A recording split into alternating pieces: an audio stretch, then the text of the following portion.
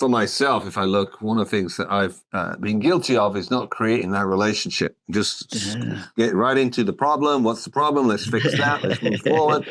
Right.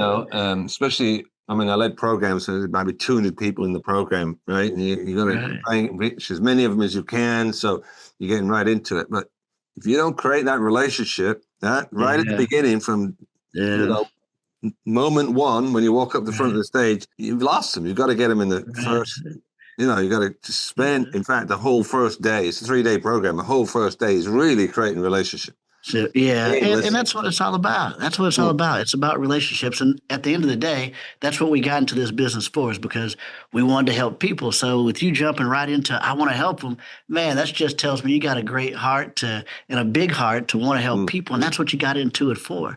And yeah. so when you have that type of care for people, that just bleeds out on everything else that you do. Many of the people listening to this podcast, they're running their own business. They may not have 50 employees or 1,000 employees. They may just have themselves and a couple of others.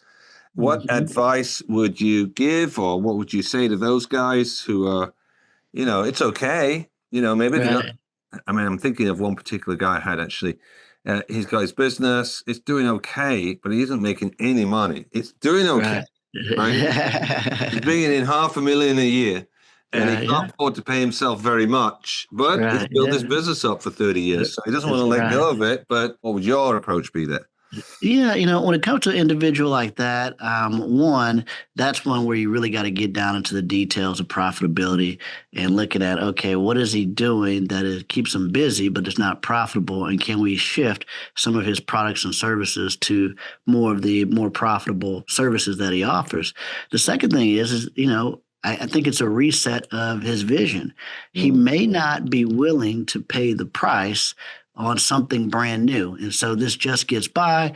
He's worked for 30 years to do this. And so he's really kind of lost vision and may not have the energy to want to pay the price to build something brand new or to really go back and fix what he knows needs to be fixed, because he knows what needs to be fixed in his business, but he may just be unwilling to pay the price. So getting clarity on what he really wants and then kind of helping him, go back through and sort and see, hey, what is it that you want to do? What is it that you are willing to pay the price for? What energizes you about the business these days? What doesn't energize you about the business this day?